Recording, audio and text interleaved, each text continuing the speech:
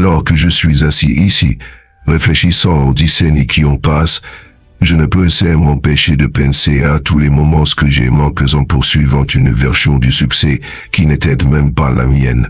J'ai tellement concentré à cocher les cases de la société, carrière, maison, enfant, retraite, que j'ai oublié de faire le point sur moi-même. Et maintenant, alors que je fais le bilan de ce qui compte vraiment, je réalise que la vie ne se mesure pas par les étapes que nous atteignons.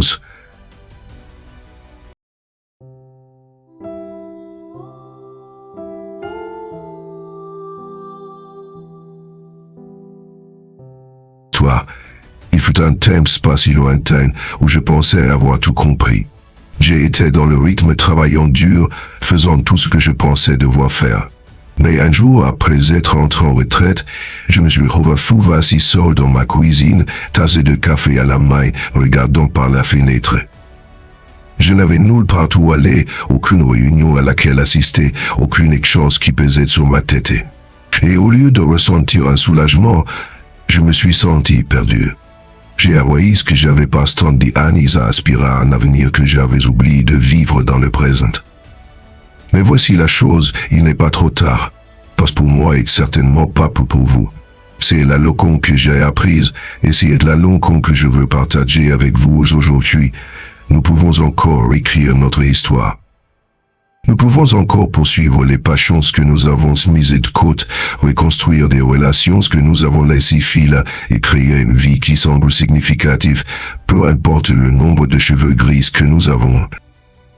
Voici donc ma promesse pour vous, dans les semaines à venir. Je vais plonger profondément dans ce qu'il faut pour retrouver votre joie, pour y découvrir et revivre une vie qui vous appartient vraiment. Ensemble, nous allons redécouvrir les choses qui nous font sentir vivants, non seulement pour le plaisir de vivre plus longtemps, mais pour vivre mieux. Parce que ce n'est pas le nombre d'années qu'il nous reste qui compte, mais ce que nous en faisons. Alors restez avec moi. Si vous êtes prêts à arrêter de courir après ce que la société dit que vous devriez vouloir et à commencer à vivre la vie que vous méritez, alors préparez-vous. Nous avons du travail à faire. Mais croyez-moi, c'est le genre de travail qui rendra ces prochaines années les meilleures à ce jour. UN, l'illusion de la stabilité. Pendant la majeure partie de notre vie, on nous a dit que la stabilité était la clé du bonheur. Que si nous travaillions dur, que nous gardions un emploi stable, que nous fondions une famille et que nous gardions nos vies aussi stables que possible, nous serions tranquilles. On nous a conditionné que le chemin soit celui avec un emploi solide, un mariage durable et une maison en banlieue était le moyen le plus solide d'assurer notre bonheur. Que si nous gardions tout en ordre, rien ne pourrait mal tourner. Et pendant un certain temps, peut-être que cela semblait vrai. Peut-être qu'en austérité et fortillant, lorsque nous élevions des enfants, gérions nos carrières et remboursions notre prêt hypothécaire, cette stabilité semblait être un succès. Après tout, nous gardions tout en ordre. Mais maintenant, alors que nous sommes ici dans nos années avancées, beaucoup d'entre nous réalisent que la stabilité et le bonheur ne sont pas la même chose. La stabilité, malgré tous ses avantages, nous enferme souvent dans un cycle de monotonie. Elle nous maintient sur un chemin étroit, effrayés de sortir trop loin des lignes de crainte, de perdre tout ce que nous avons travaillé si dur à bâtir. Et quand vous regardez en arrière, que voyez-vous?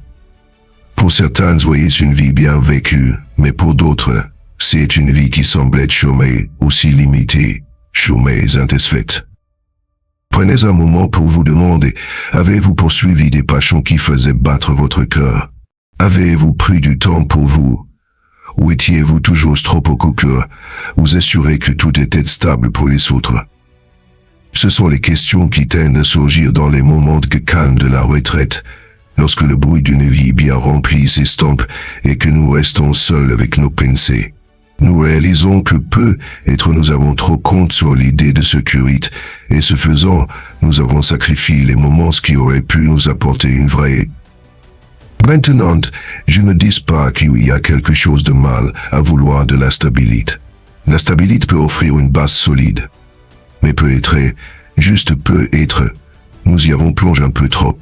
Peut-être avons-nous passé trop de temps à nous inquiéter de jouer la sécurité et pas assez de temps à prendre les risques qui auraient pu nous faire sentir vivants.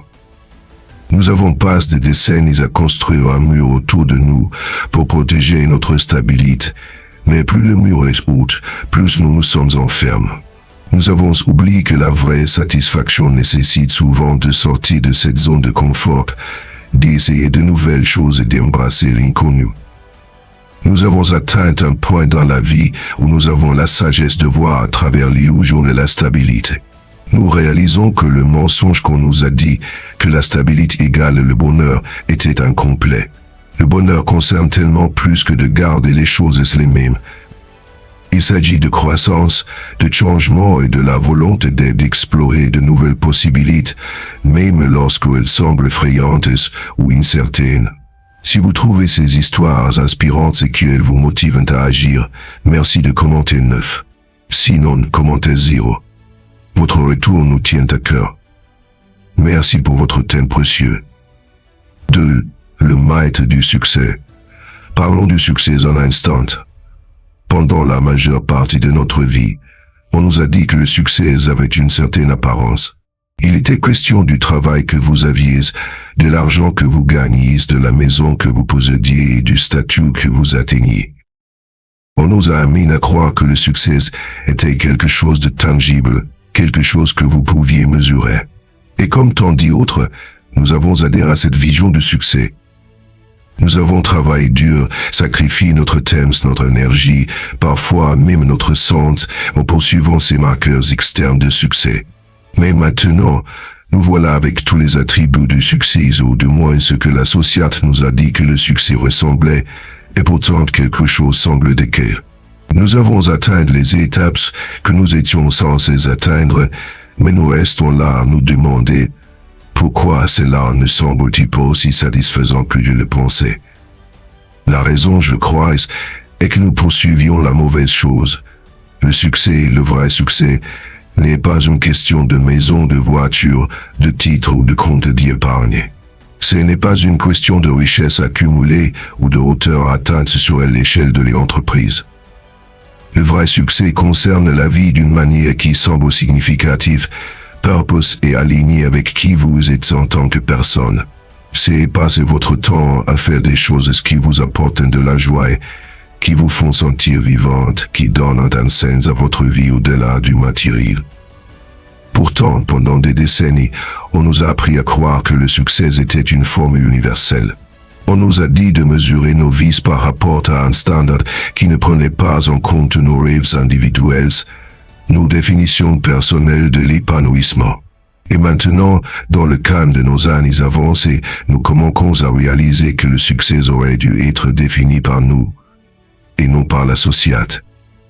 Pensez, combien d'entre nous ont sacrifié leurs passions au nom du succès? Combien d'entre nous ont mis de côté leurs rêves parce qu'ils ne correspondaient pas au modèle traditionnel de ce à quoi le succès était censé ressembler? Et maintenant, après toutes ces années, nous réalisons que ces sacrifices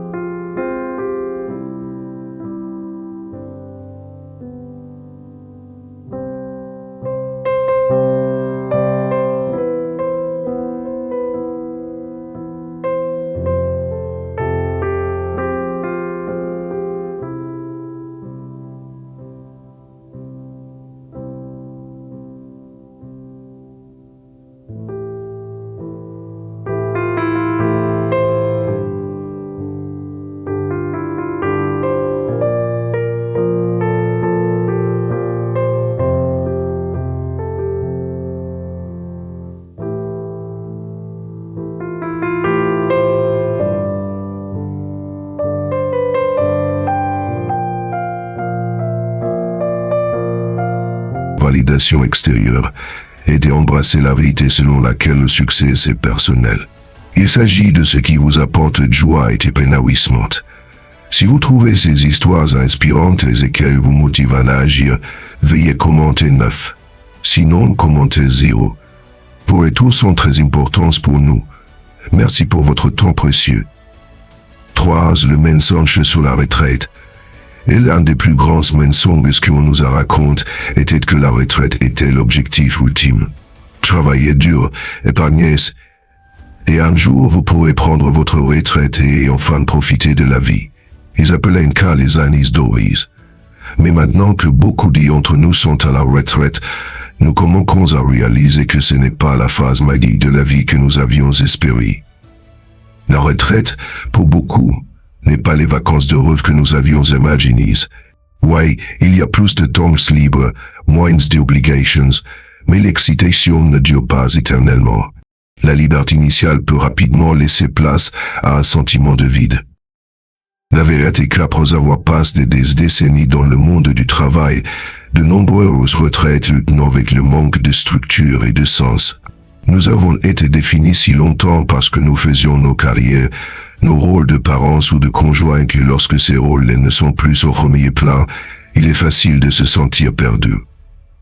J'ai eu des conversations avec des amis dans la soixantaine, la soixante-dixaine, voire la quatre-vingtaine, qui me disent que la retraite n'est pas aussi épanouissante qu'ils le pensaient. Certains regrettent la structure et l'interaction sociale que le travail offrait. D'autres ressentent un sentiment d'agitation, comme s'ils attendaient que quelque chose se passe, mais sans savoir quoi. Et pour d'autres, il y a la réalité que leur santé ou leurs finances ne sont pas ce qu'ils espéraient, ce qui rend leur retour à la retraite encore plus difficile. La vérité sur la retraite est qu'elle n'est pas une solution universelle aux problèmes de la vie. Qu'elle n'est pas parce que nous avons atteint la retraite que la vie devient automatiquement plus facile ou plus agréable. En fait, pour beaucoup, la retraite est un moment de réflexion, parfois une réflexion douloureuse sur ce qu'ils auraient pu faire différemment. C'est un moment où nous réalisons que si nous n'étions pas heureux avant la retraite, nous ne serons pas magiquement heureux simplement parce que nous n'enseignons plus à aller travailler. Mais voici la bonne nouvelle. La retraite est aussi une opportunité. C'est une opportunité de vous réinventer, de vous concentrer sur les choses qui vous apportent de la joie, de redécouvrir des passions que vous avez peut-être mises de côté des années auparavant. C'est un moment pour essayer de nouvelles choses, rencontrer de nouvelles personnes et créer une vie qui semble significative, même si elle diffère de celle que vous pensiez vivre à ce stade. La retraite n'est pas la fin du chemin, c'est un nouveau chapitre.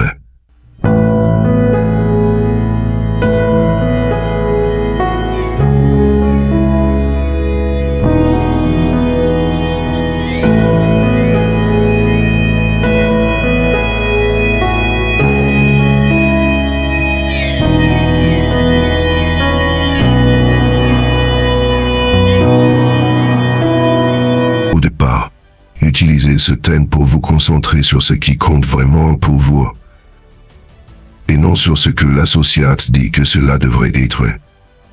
4. La quête du bonheur. Un des plus grands mensonges qu'on nous raconte est que le bonheur est quelque chose que nous pouvons gagner, quelque chose que nous atteignons après avoir coché toutes les bonnes cases. Obtenez le bon emploi, la bonne maison, le bon montant d'argent dans votre compte de retraite, et alors vous serez heureux. Mais comme nous l'avons appris maintenant, le bonheur ne fonctionne pas comme ça. Le bonheur n'est pas quelque chose qui arrive à la fin d'un long voyage. Ce n'est pas une destination que vous atteignez une fois que vous avez tout bien fait. Le bonheur est quelque chose que nous créons chaque jour. C'est quelque chose que nous trouvons dans les petits moments, dans les personnes que nous aimons, dans les choses qui nous apportent de la joie. Et la plus grande erreur que nous avons commise est de remettre le bonheur à plus tard, pensant que c'était quelque chose que nous pourrions atteindre plus tard, après avoir fait tout le travail difficile.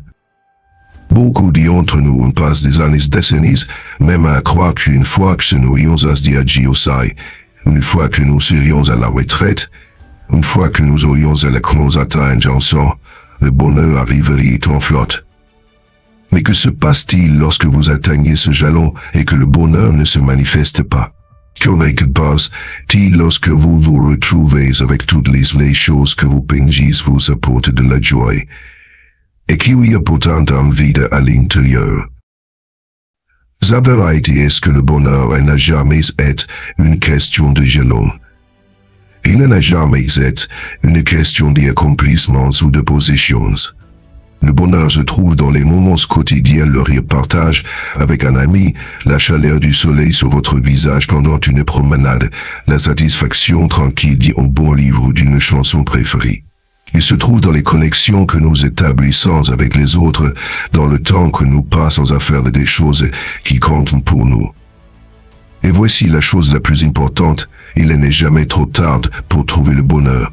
Peu importe votre âge, peu importe où vous en êtes dans la vie, vous pouvez choisir d'être heureux. Vous pouvez choisir de vous concentrer sur les choses qui vous apportent de la joie. Vous pouvez choisir de laisser de côté les choses qui ne vous servent plus. La quête du bonheur n'est pas quelque chose qui se termine lorsque vous atteignez un certain âge. C'est un voyage tout au long de la vie, et la meilleure partie est que vous contrôlez la direction qu'il prend. 5. La peur du changement. Elle est une des raisons pour lesquelles nous sommes restés sur le chemin que nous empruntions si longtemps et que nous avions peur du changement. Nous avions peur de sortir des sentiers battus, peur de ce que les gens penseraient si nous faisions quelque chose de différent. La société nous apprend à craindre le changement, à valoriser la stabilité, à rester dans notre voie et à ne pas troubler les choses. Mais en vieillissant, nous réalisons que le changement est une partie inévitable de la vie. Ce n'est pas quelque chose à craindre, mais quelque chose à embrasser. En fait, le changement est souvent ce qui nous conduit à la croissance, à de nouvelles expériences et à un sens profond de l'épanouissement. Lorsque nous résistons au changement, nous résistons en réalité à l'opportunité de vivre une vie plus authentique et épanouissante. Réfléchissez combien de fois dans votre vie avez-vous résisté au changement pour ensuite réaliser que ce changement était exactement ce dont vous aviez besoin. Que ce soit un emploi que vous ne vouliez pas quitter, une relation dans laquelle vous êtes resté trop longtemps, ou une routine qui semblait sûrement peu gratifiante. Résister au changement nous maintient souvent coincés dans un endroit qui ne nous sert plus. Et pourtant, voici la vérité, il n'est jamais trop tard pour changer. Peu importe si vous avez 60, 70 ou 80 ans. Si quelque chose dans votre vie ne fonctionne pas, vous avez le pouvoir de le changer, que ce soit votre état d'esprit, votre routine quotidienne ou votre façon d'aborder les relations. Le changement est toujours à votre portée. En fait, embrasser le changement est l'une des choses les plus puissantes que vous puissiez faire en vieillissant. C'est une façon de dire « Je suis encore là. Je continue à grandir. Je suis toujours ouvert de nouvelles expériences. » Et dans cette ouverture, vous découvrirez que la vie continue à vous surprendre de la meilleure des manières. 6. L'héritage que nous laissons derrière nous. À mesure que nous vieillissons, beaucoup d'entre nous commencent à réfléchir à l'héritage que nous allons laisser derrière nous. Nous commençons à nous poser la question « Que est-ce que je vais être connu ?» Et une fois de plus, on nous a vendu un mensonge sur que cet héritage est censé être. On nous a dit que notre héritage concerne les choses que nous avons accomplies, et l'argent que nous avons gagné, les biens que nous laissons derrière nous. Mais en vieillissant, nous réalisons que notre héritage n'est pas fait de choses matérielles. Ce n'est pas la maison, la voiture, la carrière ou même le compte d'épargne. Notre héritage concerne l'impact que nous avons eu sur les personnes qui nous entourent. C'est l'amour que nous avons donné, la gentillesse que nous avons montrée, les relations que nous avons construites. C'est les souvenirs que nous avons créés avec les personnes qui comptaient le plus pour nous. Pensez aux personnes qui ont eu le plus d'impact dans votre vie. Était-ce parce qu'elles étaient riches ou couronnées de succès, ou était-ce parce qu'elles vous ont soutenu et vous ont fait sentir vus et la louise? La vérité est que notre héritage ne se mesure pas à ce que nous avons accompli, mais à la façon dont nous avons fait sentir les autres. C'est à propos des vies que nous avons touchées, des cœurs que nous avons ouverts et des connexions que nous avons établies en cours de route. Et voici la meilleure partie, il n'est jamais trop tard pour commencer à construire cet héritage. Vous n'avez pas besoin d'y avoir des millions à la banque ou une longue liste d'accomplissements pour laisser quelque chose de significatif. Vous devez simplement être prêt à vous engager pleinement dans la vie des personnes qui vous tiennent à cœur. Vous devez être prêt à passer votre temps de manière à apporter de la joie et à rendre le monde un peu meilleur, même si ce n'est que par de petites actions quotidiennes. Parce qu'à la fin, c'est ce qui compte vraiment. Il ne s'agit pas des choses que nous possédions ou des vérités que nous détenions. Il s'agit des personnes que nous avons touchées, des relations que nous avons construites et de l'amour que nous avons partagé. C'est l'héritage qui perdurera longtemps après notre départ. Cette réflexion finale. Alors que nous réfléchissons aux années passées et à celles à venir, je veux vous laisser une pensée. Il n'est jamais trop tard. Il n'est jamais trop tard pour trouver le bonheur. Il n'est jamais trop tard pour apporter un changement. Il n'est jamais trop tard pour vivre la vie que vous avez toujours voulu. Bonus, trouvez la joie et le plein épanouissement dans les années dorées. À mesure que nous vieillissons, le rythme de la vie ralentit naturellement. Et bien que la société célèbre souvent la frénésie et lutte de la jeunesse, s'il y a quelque chose de profondément précieux à embrasser une manière de vivre plus lente et plus intentionnelle et paysante.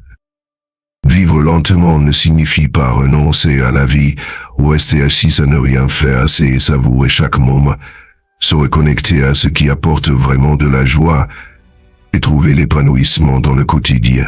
Voici quelques façons significatives de vivre plus lentement et de profiter pleinement des années de la vie.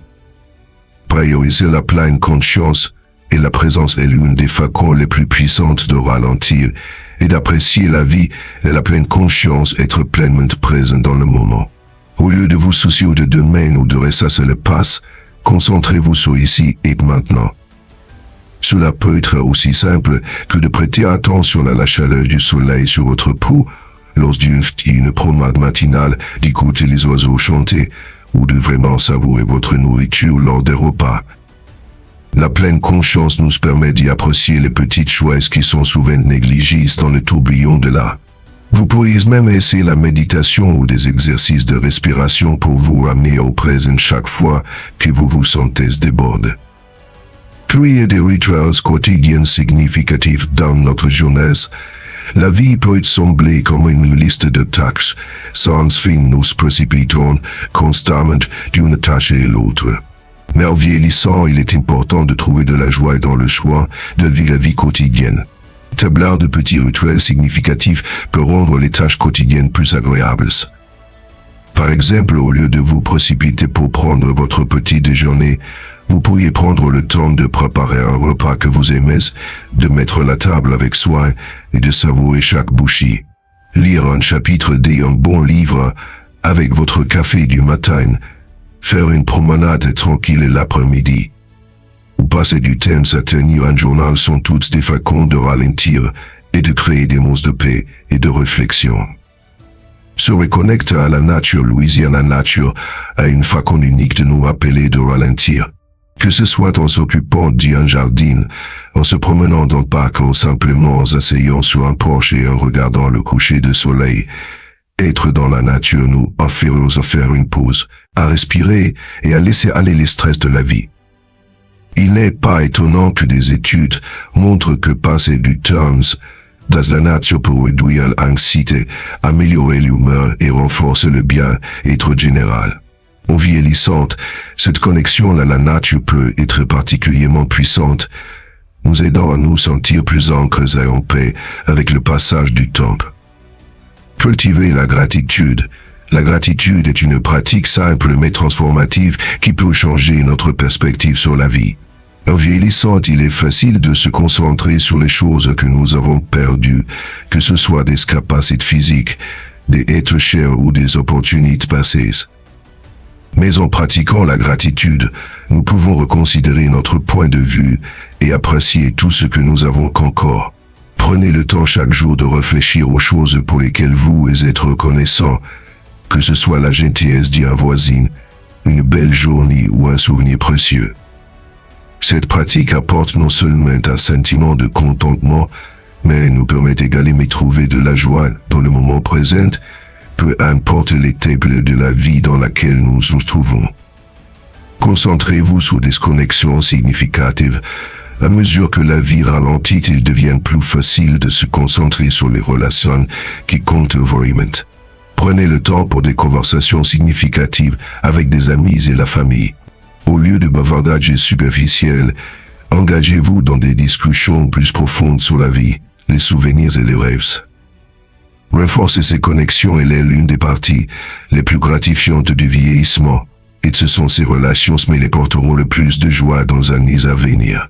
Que ce soit un appel hebdomadaire avec un ami éloigné ou partager des histoires autour d'une tasse de thé avec un voisin, priorisez ces moments de connexion enrichira votre vie. Acceptez la simplicité. Vivre lentement signifie souvent simplifier sa vie. Avec l'âge vient la réalisation que les sciences matérielles et le succès extérieur ne détiennent pas la clé du bonheur. Au lieu de cela, concentrez-vous sur ce qui vous apporte vraiment de la joie. Débarrassez votre maison, éliminez les obligations inutiles et dire aux choses qui ne vous servent pas afin de créer plus d'espace pour les choses qui comptent, que ce soit passer du temps sur un passe-temps, voyager ou simplement profiter d'un après-midi tranquille avec un être cher. Poursuivez vos loisirs et passions. L'un des plus grands cadeaux de la vie est de la liberté de regouffrer des passions et des loisirs. Que ce soit la peinture, le jardinage, l'écriture ou l'apprentissage de quelque chose de nouveau, consacrer du temps à ce que vous aimez est une merveilleuse façon de vivre plus lentement et joyeusement. Et s'engager dans des activités créatives nous permet de perdre la notion du temps, entrer dans un état de flou et de trouver de la satisfaction dans l'acte de créer plutôt que dans l'accomplissement. Vivre lentement dans vos dernières années ne consiste pas à arrêter, il s'agit d'être plus intentionnel. Il s'agit d'adopter un état d'esprit qui valorise la qualité sur la quantité et la présence sur la productivité. En priorisant la pleine conscience, les connexions significatives, la nature et la simplicité, vous pouvez savourer les petites joies et vivre une vie plus épanouissante et satisfaite. En fin de compte, il ne s'agit pas de la rapidité avec laquelle vous avancez, mais de la profondeur avec laquelle vous vivez les moments que vous avez.